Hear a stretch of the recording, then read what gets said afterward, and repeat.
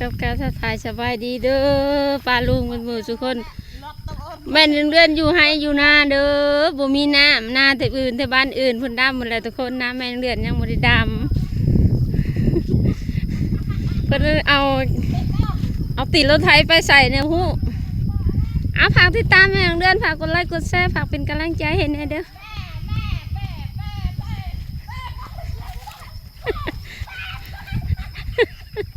เพิ่นไม่ได้ดำให้ดำนาแล้วเพิ่นลิ้นติดรถไถทุกคน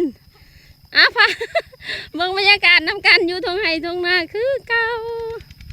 ว่าเพิ่นจะเอาไปใส่แท้เนี่ยติดตามไปน้ำกันทุกคนบอลตีเนี่ยเชียร์หนูโรอะไรตรงนะไหม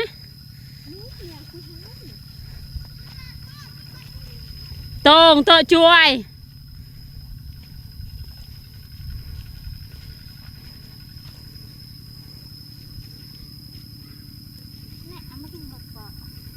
มันตะกลับจะได้ไหมจานตะเปาะได้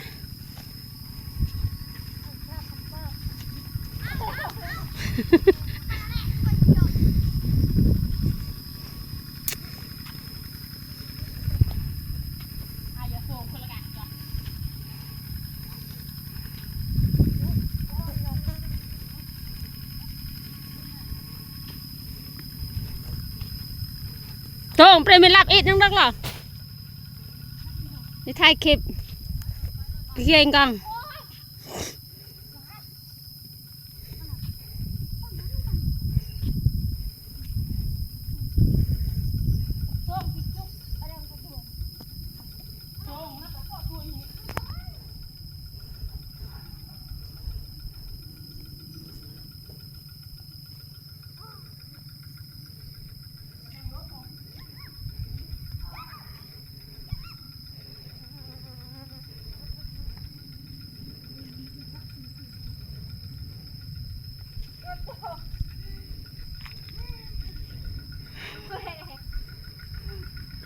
จนตัววันเลยอ่อนอันตน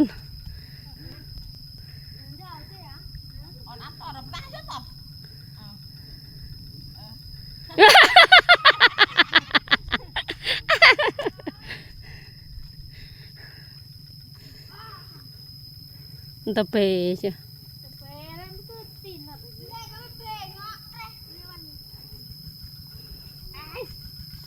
อันบนทางตากมันกี่ตัวชินเอ้ยก็ได้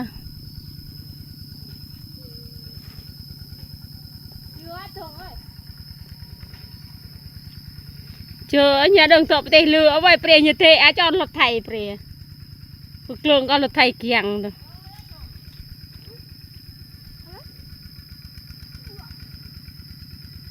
bơi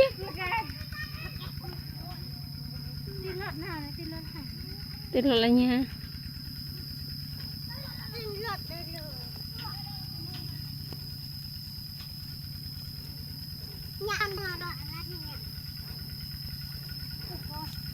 กาแมงเดือนทันได้ยาวเลยทุกคนกาแมงเดือนทันได้ยาวทุกคนยังดำบ่ได้เด้อเพิ่นดำมาแล้วแต่ทงใหญ่นะแมงเดือนยังบ่ได้ดำทุกคนกาแมงเดือนก็คนหากระโต๊ะเมื่อคืนนี่กับเมื่อคืนวานนี่น้ำกับโบมีนี่อยู่ทงไห้ทงนาเด้อฝากติดตามแมงเดือนฝากกดไลค์กดแชร์ฝากเป็นกำลังใจให้แด่เด้อสุดท้ายเป็นชีวิตประจำวันให้ปลาลุงได้เบิ่งได้ชมน้ำกันคุณหมูทุกคนจังใดก็ฝากติดตามแม่ลุงเดือนเลยทุกคนวันนี้ก็เพิ่นมาไทยอันนะไฮตะก้าสิวานกาตืมอีกยังกาบุพอ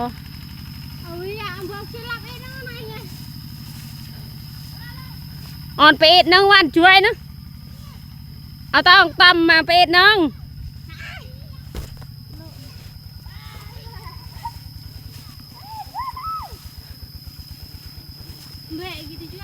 ขึ้นแห่งไง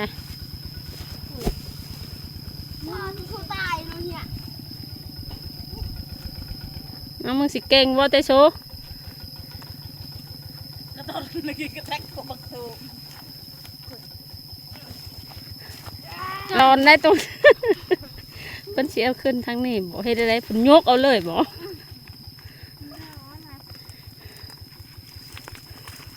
หลักเอกชาติชราไหมเอาตัวเนี้ย มาแล้ว เป็นปลาลองแช่งดีเลย มาแล้วตีนที่พักไว้น้ำมูมีจับกูได้มือ เอามาให้พี่ช้างมาสั่นเด้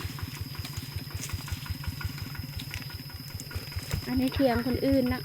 อันนั้นนะหายตัวใหญ่นะแม่นหายนาคนอื่นเพิ่นหายนาอันเจ้าอีกเจ้าหนึ่งทุกคนน่ะเพิ่นมีน้ำนาแมงเด้อน่ะบ่มียังดำบ่ได้เด้อทุกคนแม่นเดือนสิวานกาตึงอีกทุกคน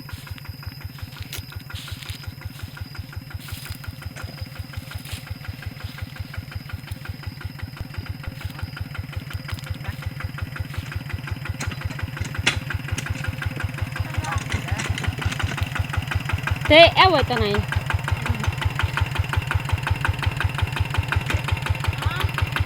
ไหลแทงตัวเองตรงไหนตรงไหนตรงไหนตรงนั้นควัดอาคิดินคิดนมาเนี่ยอะไร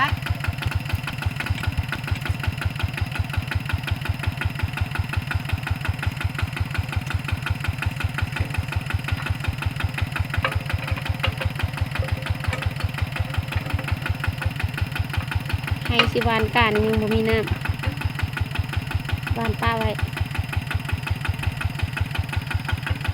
หน้าคนอื่นเลยคนดำเลยเนาะคือหน้าห้องหน้าบึ้งเลยนะนี่มันเป็นหน้าแบบหน้าโน้นอย่างละประมาณนี้แหละทุกคนหน้าดงหน้าขึ้นเช้าใหม่นะปกกระดามพอดีมันก็บ่มีน้ำ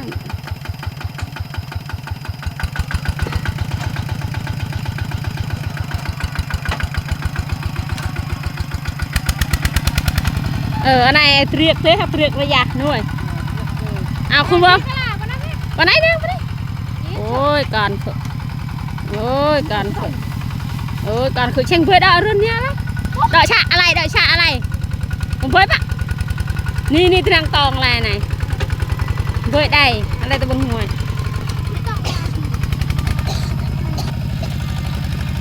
ก็คุยกับมึงต้องจะได้ตนนั่นนี่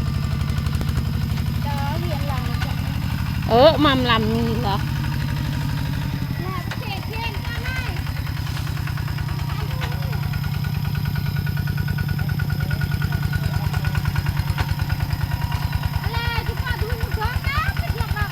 ลดได้ชะอะไรเลย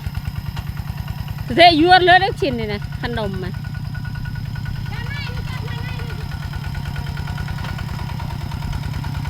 อาเมนก็ขอลำลาไปก่อนขอโจ๊กคลิปเพียงเท่านี้เด้อปลาลุงมือทุกคนไปพบไปเจออีกคลิปต่อไปฝากเป็นกำลังใจมาดันใจให้แม่เดินเห็ดคลิปต่อไปเนี่ยทุกคนสบายดี